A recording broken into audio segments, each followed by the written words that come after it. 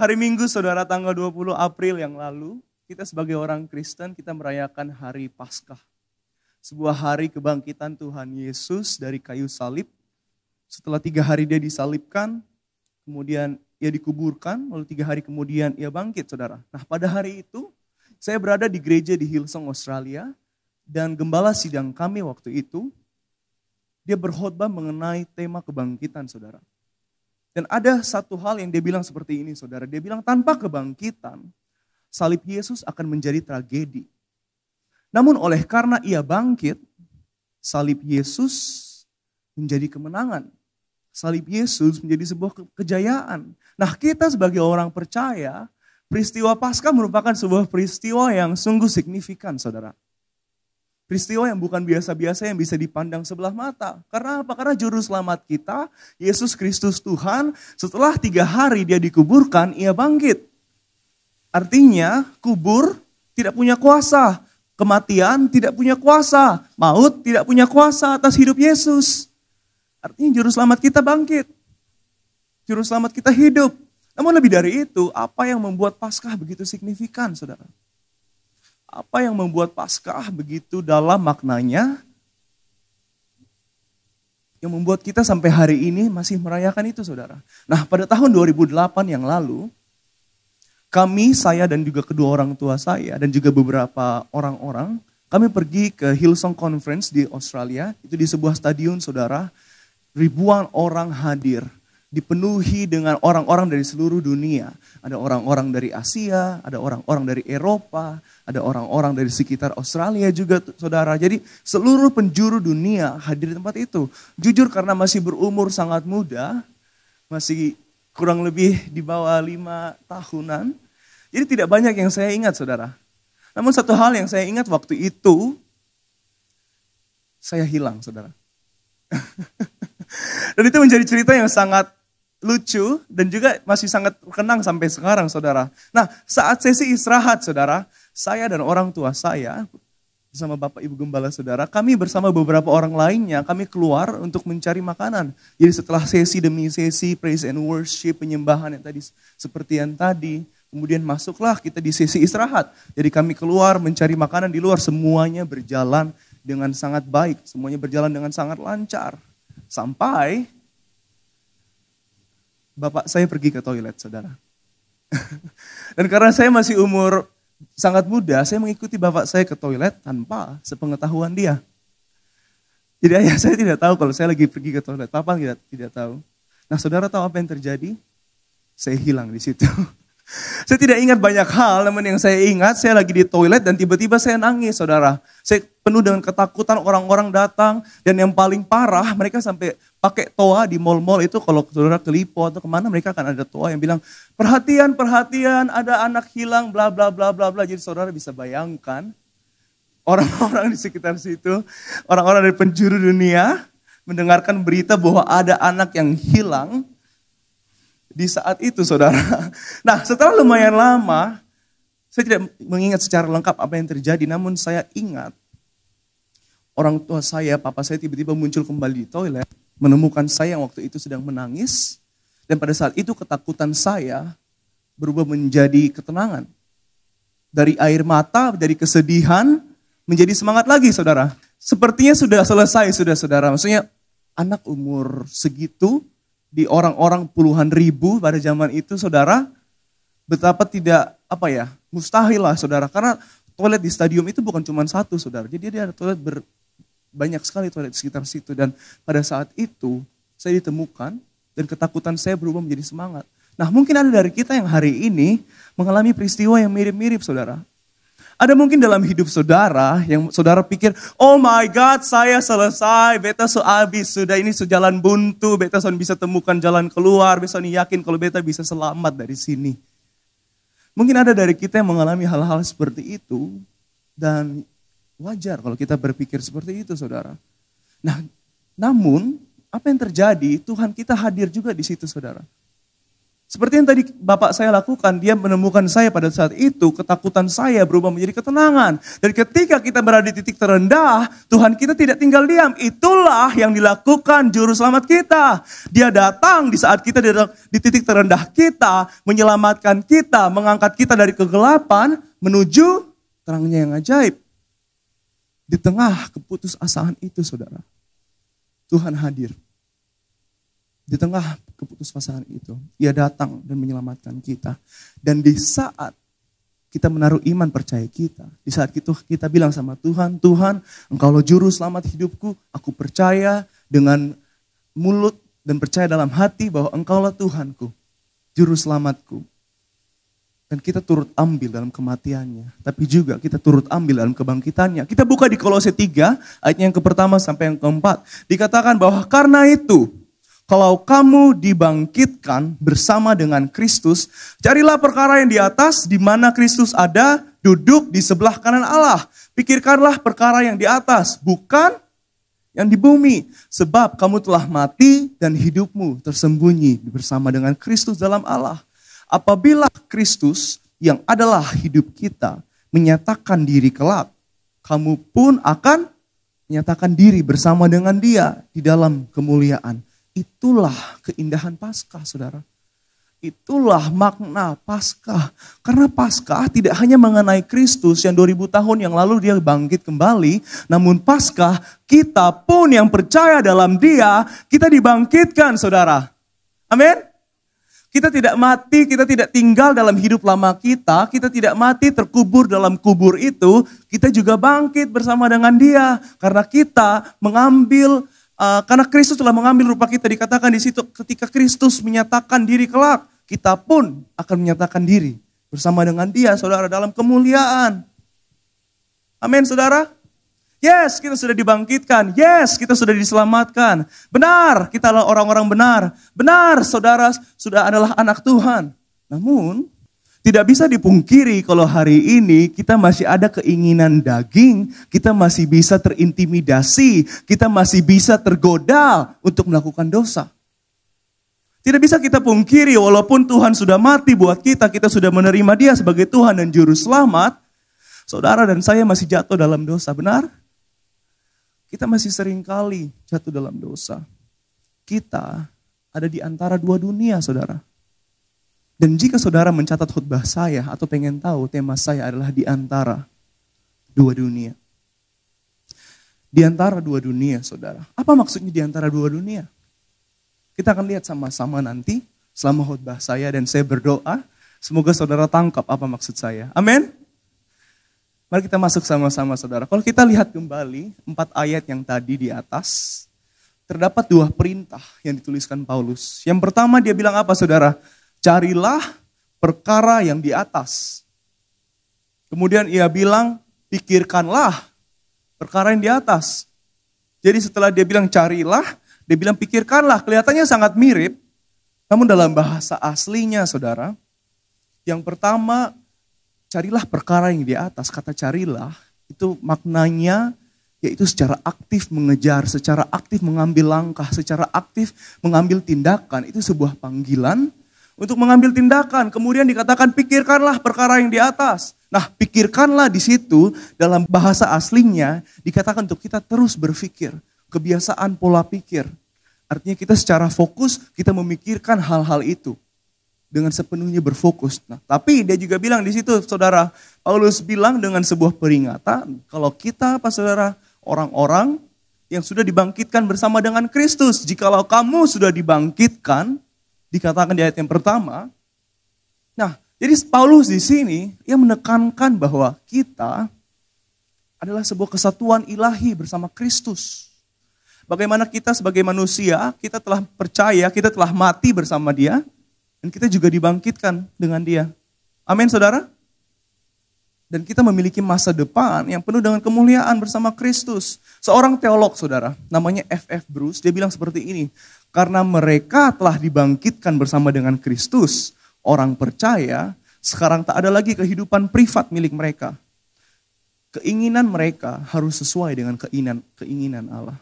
Artinya kita semua yang telah mati dan telah bangkit bersama dengan Kristus, setiap hasrat, setiap keinginan, setiap panggilan, apapun itu, kita tidak punya namanya kehidupan pribadi lagi. Sorry to say, mohon maaf. Karena kita sudah jadi satu dengan Kristus. Artinya apa yang Kristus ingini, dikatakan kita juga harus ingini, saudara. Amin. Jadi yang pertama dia bilang apa? Mengenai aktif mengambil tindakan. Kemudian dikatakan pikirkanlah, berfokus. Sebuah pola pikir yang secara berkala. Fokus. Nah jadi Paulus memerintahkan saudara jemaat Kolose pada zaman itu. Dan kita sebagai gereja Allah yang sampai hari ini. Untuk secara aktif memikirkan. Namun tidak hanya secara aktif memikirkan. Namun kita secara aktif mengambil langkah. Mengambil tindakan. Untuk benar-benar fokus. Karena seperti kamera saudara.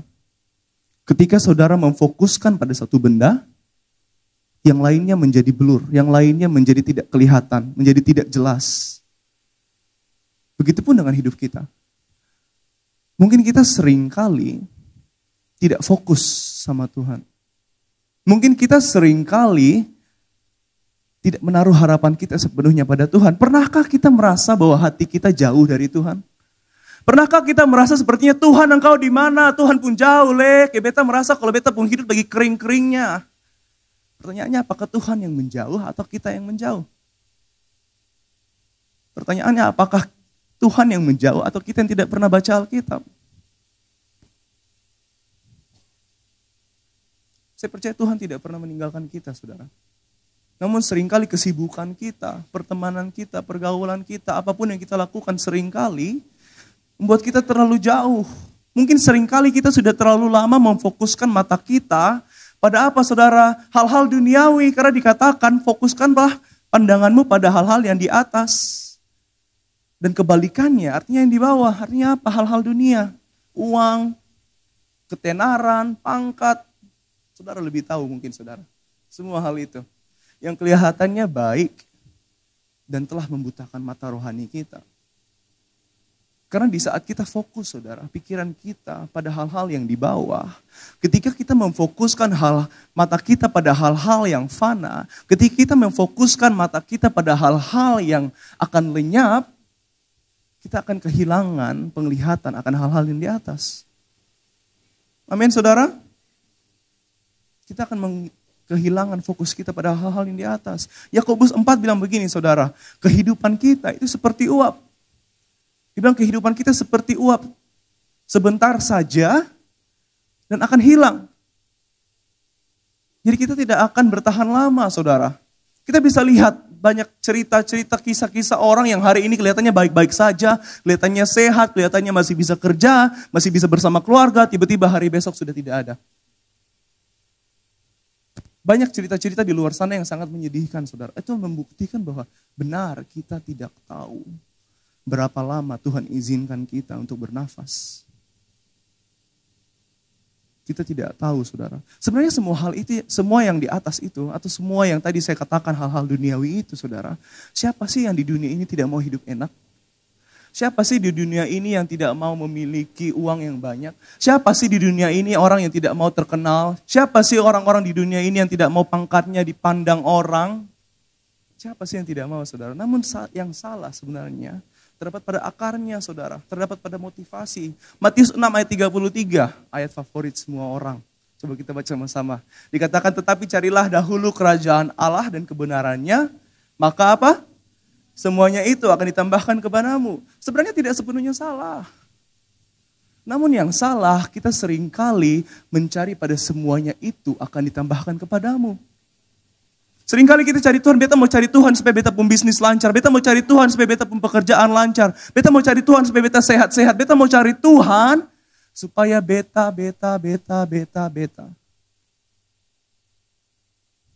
Sebenarnya tidak ada yang salah dengan semua hal itu, semua keindahan dunia. Itu diciptakan buat kita juga sebenarnya saudara.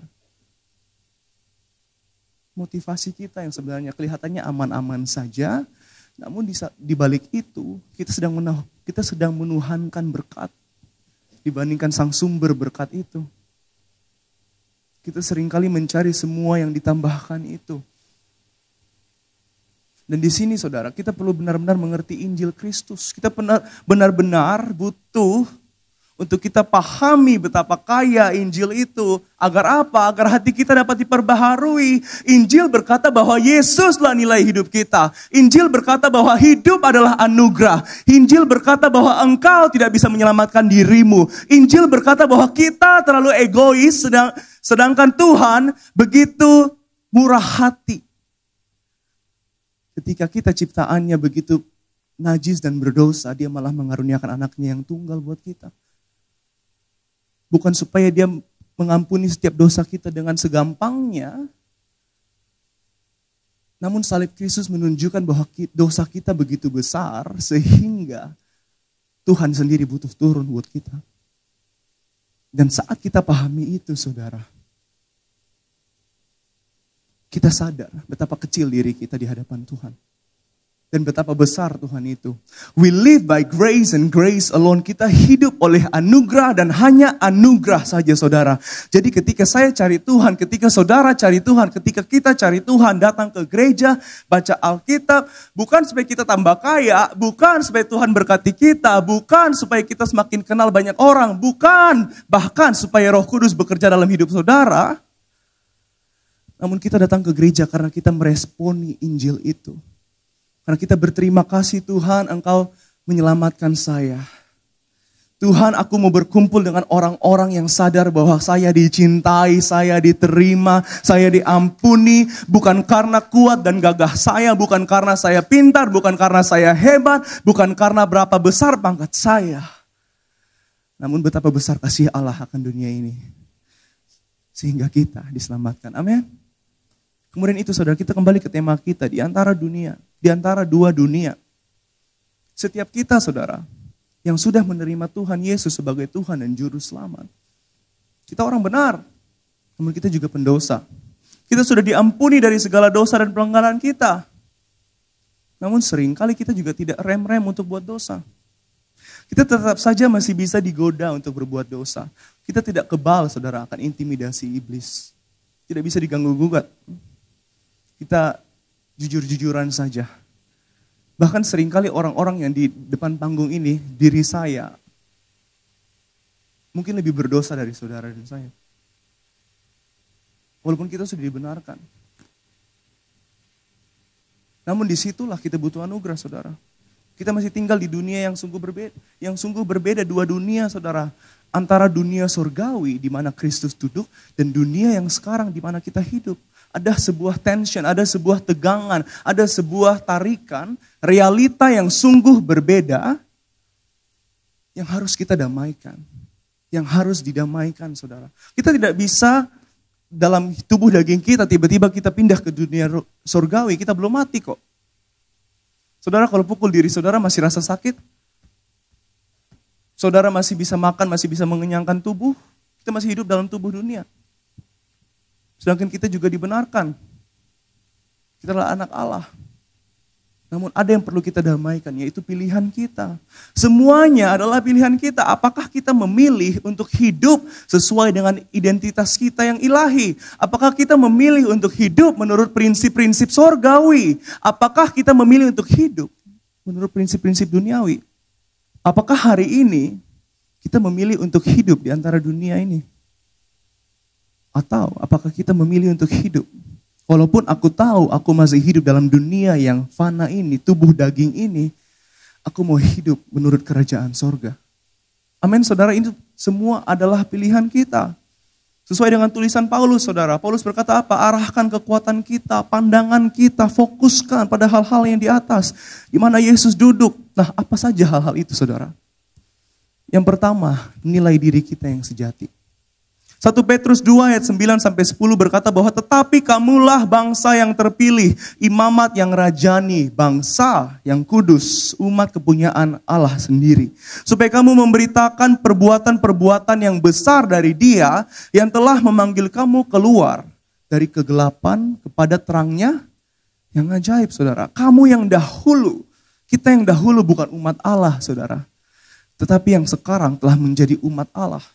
Yang dahulu tidak dikasihani, tetapi yang sekarang telah beroleh belas kasihan. Semenjak kita mati dan dibangkitkan bersama dengan Kristus, disitulah Tuhan mengangkat kita menjadi anak. Identitas kita bukan lagi kita sendiri, hidup saudara dan saya bukan lagi kita sendiri, namun Kristus yang hidup di dalam kita. Kita adalah kepunyaan Kristus dan Kristus adalah kepunyaan kita. Amin saudara. Kita adalah anak-anak Allah. Roma 8 berkata bahwa Paulus menuliskan bahwa setiap yang percaya dijadikan anak oleh Bapa kita di sorga. Dan oleh karena itu kita dapat berseru, ya Aba, ya Bapa. Kemudian dikatakan bahwa kita sudah dibenarkan. Kita milik kepunyaan Allah, kita sudah dibayar lunas oleh pengorbanan Kristus. Namun satu hal yang mau saya bahas secara spesifik yaitu kita adalah gereja Allah. Kita adalah umat-umat Allah, saudara. Kita sebagai gereja Allah, kita terpanggil dari kegelapan menuju terangnya yang ajaib. Lebih dari itu, saudara-saudara dan saya, kita adalah gereja Allah. Ketika kita berkumpul, kita merepresentasikan Kristus dalam hidup kita. We are mini Christ. Kitalah Kristus-Kristus kecil yang Tuhan taruh dalam dunia ini. Ketika kita memilih untuk percaya, kitalah Kristus-Kristus kecil. Kita dipanggil tidak hanya untuk membawa orang pada Kristus, tetapi membawa Kristus pada dunia kita. Kita dipanggil tidak hanya untuk menyelamatkan orang atau kita tidak dipanggil untuk Roh Kudus dapat menggunakan kita dan menyelamatkan orang namun Roh Kudus juga tuntun kita untuk bawa Kristus. Prinsip-prinsip surgawi di dalam dunia kita yang fana ini. Seorang teolog saudara namanya A.W. Tozer, dia bilang gereja bukanlah satu dari banyak institusi di luar sana seperti rumah, seperti sekolah, seperti negara, apapun itu saudara. Namun gereja merupakan sebuah institusi tervital karena hanya gereja yang memiliki asal-usul surgawi. Luar biasa tidak saudara? Kita satu-satunya suatu institusi, tapi juga kita adalah seorang gereja itu sendiri. Kita memiliki asal-usul surgawi, saudara. Jadi ketika kita berkumpul, di saat saudara saling bahu-membahu, di saat kita saling mendoakan satu sama lain, pada hari itu juga mujizat terjadi, kesembuhan mengambil alih, Tuhan Yesus hadir di tengah-tengah kita. Amin. Kita bukan orang biasa-biasa, saudara. Kenalilah identitas kita, nilai diri kita, yaitu kita kepunyaan Kristus. Kita adalah gereja Allah, kemanapun kita pergi. Hadirat Allah ikut pergi bersama dengan kita. Di lapangan kerja saudara, di keluarga saudara, di studi saudara. Ketika saudara masuk dalam ruangan itu, mereka bisa bilang, oh wow, ini orang Kristen seperti ini. Dari apa saudara? Dari hadirat Allah yang penuh dalam hidup kita. Jadi ketika kita tahu bahwa kita adalah Kristus-Kristus kecil, ketika kita dipuji, kita tidak terbang. Ketika kita direndahkan, kita tidak rapuh, kita tidak hancur. Karena kita tahu bahwa nilai diri kita bukan kita sendiri. Karena kita tahu nilai diri kita bukan seberapa banyak uang yang bisa saya gapai. Nilai diri kita bukan seberapa berhasil saya melakukan sesuatu. Nilai diri kita bukan seberapa banyak teman saya. Namun nilai diri kita adalah Yesus. Ketika disitulah hati kita dapat diubahkan saudara. Amin. Kita diperbaharui menjadi semakin serupa dengan Kristus. Kita semakin mencintai Alkitab. Bagaimana kita bisa mendengarkan, kita bisa bilang Tuhan tidak pernah omong dengan saya kalau saya tidak pernah baca Alkitab. Bagaimana kita bisa bilang kalau beta sudah pernah Tuhan sudah pernah bicara dengan beta kalau kita sudah pernah mendengar firman. Bagaimana kalau kita bisa bilang Tuhan sudah pernah bantu beta kalau betong sudah mau tertanam di suatu komunitas Kristus. Bagaimana kita bisa melihat kemuliaan Tuhan kalau kita tidak pernah bersatu dalam gereja?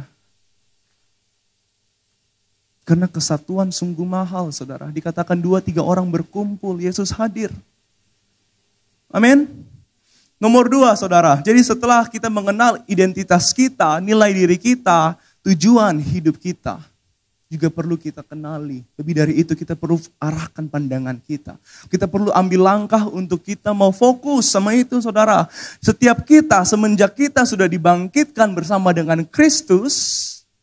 Seperti yang tadi dikatakan, keinginan kita bukan lagi milik kita sendiri. Kita tidak bisa memiliki hasrat atas diri kita sendiri, namun keinginan Allah. Jadi di saat Kristus dibangkitan, kita tidak hanya diberi identitas yang baru, namun kita juga diberi tujuan hidup yang baru. Jadi setelah identitas kita saudara, orang mati menjadi hidup. Kita dari hamba dosa menjadi anak Allah. Yesus datang bukan hanya untuk sekedar memperbaiki hidup kita yang rusak, tapi dia datang untuk mengambil alih hidup kita. Untuk mengambil alih hidup kita.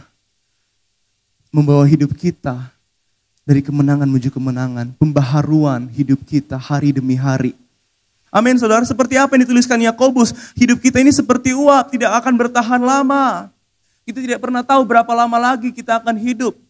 Kita tidak tahu seberapa banyak dampak yang akan kita berikan. Kita tidak akan tahu seberapa banyak hal baik yang bisa kita berikan.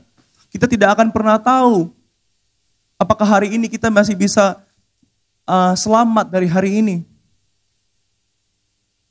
Kita tidak pernah tahu saudara. Namun setidaknya selama kita hidup kita tahu apa tujuan hidup kita. Dari yang awalnya tujuan ia hidup. Tujuan kita hidup saudara.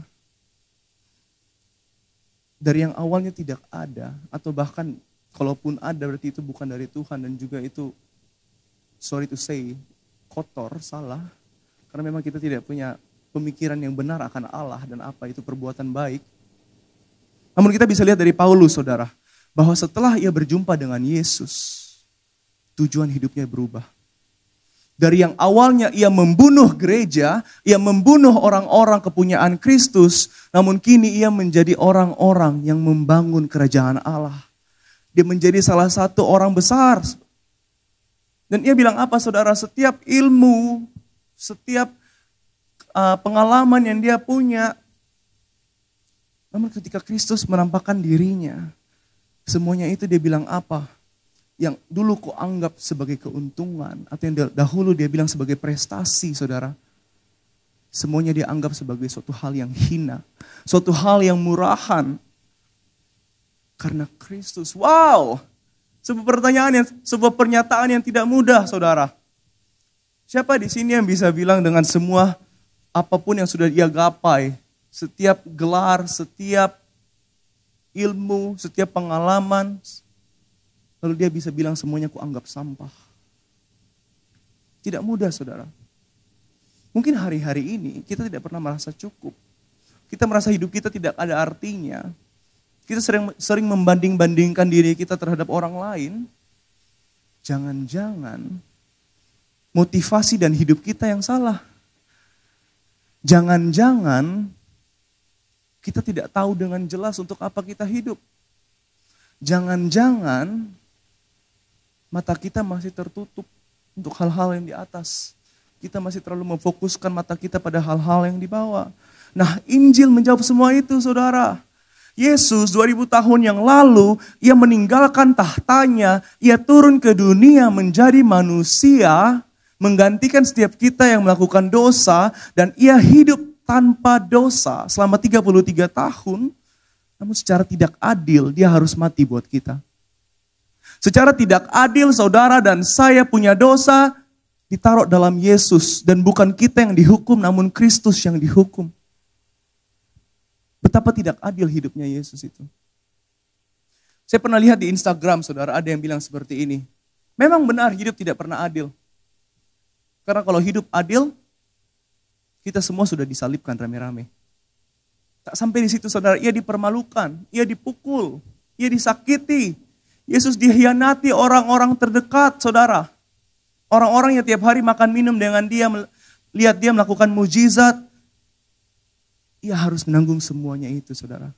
Ia disalib telanjang, saudara. Ia harus menjadi korban atas setiap dosa kita. Dan sebelum ia memberikan nyawanya, ia masih memikirkan kita, saudara. Dia bilang, ampunilah mereka. Sebab mereka tak tahu apa yang mereka perbuat. Jadi begitu besar kasih Allah saudara buat kita. Begitu mahal pengorbanan kita. Kristus buat hidup kita, betapa berharga hidup kita. Nah, Injil disebarkan bukan hanya supaya kita mendapat cerita dongeng. Injil diceritakan, peristiwa Paskah terjadi bukan supaya kita bisa menangis satu hari lalu tidak kita mengingat dia Tuhan Yesus mati lalu dia bangkit kemenangan satu hari lalu ditinggalkan.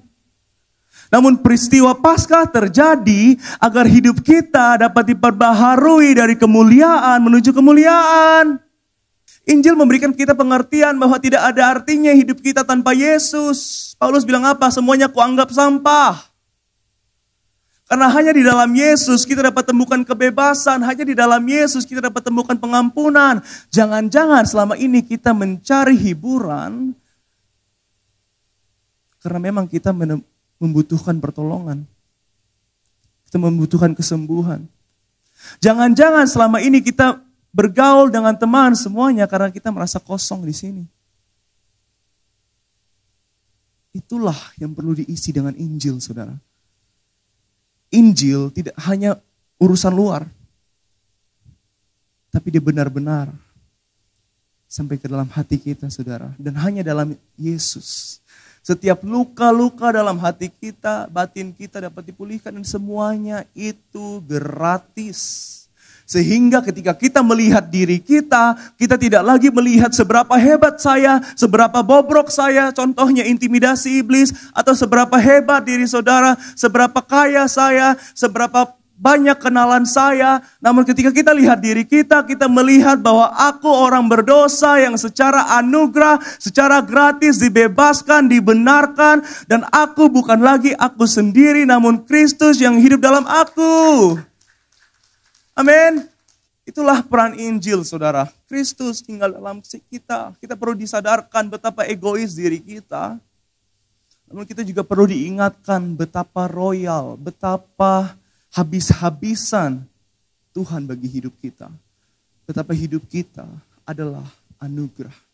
Dan ketika kita sadari semua itu, kita bisa pahami apa tujuan hidup kita. Yaitu untuk apa, saudara? Memuliakan Tuhan. Memanifestasikan Injil itu. Dan apa respon terbaik yang bisa kita berikan, saudara? Kita baca sama-sama di Roma 12, ayat yang pertama sampai yang kedua. Dikatakan, karena itu saudara-saudara, demi kemurahan Allah, aku menasihatkan kamu supaya kamu mempersembahkan tubuhmu sebagai persembahan yang hidup, yang kudus, dan yang berkenan kepada Allah. Itu adalah apa, saudara? Ibadahmu yang sejati. Janganlah kamu menjadi serupa dengan dunia ini, tetapi berubahlah oleh pembaharuan budimu, sehingga kamu dapat membedakan apa, saudara? Manakah kehendak Allah, apa yang baik, yang berkenan kepada Allah, dan yang sempurna. Oleh karena anugerah Tuhan, saudara, Paulus bilang apa? Marilah kita mempersembahkan hidup kita, tubuh kita menjadi persembahan yang hidup. Dalam bahasa Inggrisnya itu adalah worship, saudara. Bukan ibadah dalam artian yang mirip-mirip, namun itu seharusnya artinya sebuah ungkapan terima kasih. Sebuah korban bakaran. Jadi tubuh kita adalah korban bakaran yang dapat kita berikan atas terima kasihnya kita sama Tuhan. Karena Kristus telah mati buat kita, saudara. Kenapa tubuh, saudara? Karena bagaimana kita menggunakan tubuh kita. Apakah itu menjadi berkat bagi sesama? Apakah itu memuliakan Tuhan? Atau sebaliknya itu malah menjelekan Tuhan? Melambangkan seberapa paham kita akan Injil. Seberapa kita menghargai pengorbanan Kristus. Karena tubuh kita sudah dibayar lunas sama Tuhan. Jadi fokuskanlah diri kita pada nilai diri kita. Siapa kita dalam Kristus. Namun nomor dua, kita juga harus fokuskan diri kita. Bahwa kita, apa tujuan hidup kita di dunia ini. Untuk memuliakan Tuhan. Jadi setelah kita tahu bahwa kita gereja Allah. Kita dimuliakan bersama Kristus. Kita juga harus tahu kenapa kita hidup dalam dunia. Dan yang terakhir, kita harus tahu apa panggilan kita yang sejati. Kita lihat di Matius 28 ayatnya yang ke-18 sampai yang ke-20. Dikatakan bahwa Yesus mendekati mereka dan berkata, kepadaku telah diberikan segala kuasa di sorga dan di bumi. Karena itu pergilah, jadikanlah semua bangsa muridku dan baptislah mereka dalam nama Bapa dan Anak dan Roh Kudus. Ajarlah mereka melakukan segala sesuatu yang telah kuperintahkan kepadamu. Dan ketahuilah apa saudara? Aku menyertai kamu senantiasa sampai kepada akhir zaman. Jadi ketika Yesus bangkit saudara, murid-muridnya yang awalnya hanya menjadi penonton, yang awalnya hanya melihat Yesus melakukan mujizat, ketika Yesus bangkit, murid-muridnya diundang untuk melakukan apa yang Yesus lakukan. Murid-muridnya diundang untuk melakukan mujizat-mujizat, memerintahkan murid-muridnya, mengundang mereka untuk masuk dan menjadi bagian dari apa yang Yesus selama ini lakukan, saudara. Membangun kerajaan Allah di dunia. Setiap kita memiliki dua macam panggilan, saudara. Panggilan umum dan juga panggilan spesifik. Panggilan umum itu seperti yang tadi dikatakan, pergilah dan jadikanlah semua bangsa muridku pembawa kabar baik. Jadi tidak hanya pendeta, tidak hanya pengkhotbah yang diberikan amanat agung, tidak hanya pendeta yang dipanggil untuk menyebarkan Injil. Namun setiap kita dipanggil. Setiap kita mungkin bukanlah full timer. Setiap kita mungkin bukan setiap minggu akan melayani di atas panggung. Namun setiap kita, seluruh hidup kita, selama kita masih bisa bernafas, itulah kesempatan kita untuk berkata kepada dunia, lihat Tuhan Yesus kalau bisa ubah beta pu hidup, Tuhan Yesus juga bisa ubah lu pu hidup. Itulah kesempatan yang sungguh berharga, saudara. Tidak semua orang bisa mendapatkan kesempatan itu. Kemudian panggilan khusus, ada dari kita yang terpanggil di bidang bisnis. Ada yang kita yang terpanggil di bidang edukasi. Ada dari kita yang terpanggil di bidang marketing contohnya, atau di bidang kreatif. Setiap kita memiliki pelayanan masing-masing. Dan disitulah kita bisa menjadi penyebar kabar Injil. Disitulah kita bisa menggunakan kesempatan yang ada untuk katakan, mari kita sama-sama berjalan bersama dengan Kristus. Mari beta sebarkan, inilah beta punya cerita bagaimana Tuhan menemukan beta di titik terendah beta. Bagaimana beta temukan pengharapan, bagaimana Kristus telah mati buat beta yang awalnya bukanlah apa-apa. Menjadi sungguh berharga. Setiap kita memiliki panggilan di dunia kita masing-masing, saudara. Baik dimanapun itu, saudara. 2 Korintus 5 ayat 20-21 yang terakhir dikatakan bahwa jadi kami ini adalah utusan-utusan Kristus. Seakan-akan Allah menasihati kamu dengan perantara kami. Dalam nama Kristus kami meminta kepadamu, berilah dirimu didamaikan dengan Allah. Dia yang tidak mengenal dosa telah dibuatnya menjadi dosa. Karena kita, supaya dalam Dia kita dibenarkan oleh Allah. Kita adalah duta-duta kabar baik.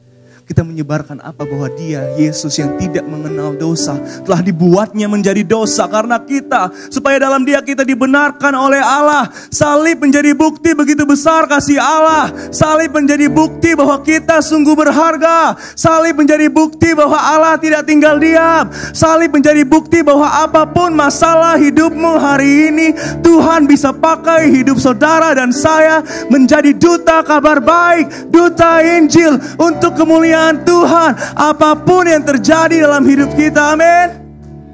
Salib menjadi bukti. Saudara tahu kenapa salib bentuknya seperti itu, saudara? Karena ketika Kristus mati, kita diberi hubungan dengan Allah, Sang Pencipta. Namun lebih dari itu, Dia juga membuat kita untuk berhubungan bersama dengan yang lain. Maka ada split di tengah. Ketika Kristus mati buat kita, Dia panggil kita untuk hidup dari kemenangan menuju kemenangan. Membawa dampak, membawa kemuliaan Kristus bagi sekeliling kita. Agar hidup kita yang fana ini, agar hidup kita yang tidak lama ini dapat berbuah banyak bagi orang-orang. Amin. Pohon tidak bisa makan buahnya sendiri, saudara. Kita tidak bisa menikmati buah dari pekerjaan kita sendiri. Karena pohon, buahnya dinikmati oleh yang sekitarnya. Burung-burung makan menikmati buah itu. Manusia ambil dan makan buah itu. Jadi setiap pekerjaan baik yang Tuhan kerjakan dalam hidup saudara dan saya, tidak pernah untuk diri kita sendiri. Namun itu adalah saluran berkat buat orang-orang sekitar kita. Mari kita bangkit berdiri jemaat Tuhan.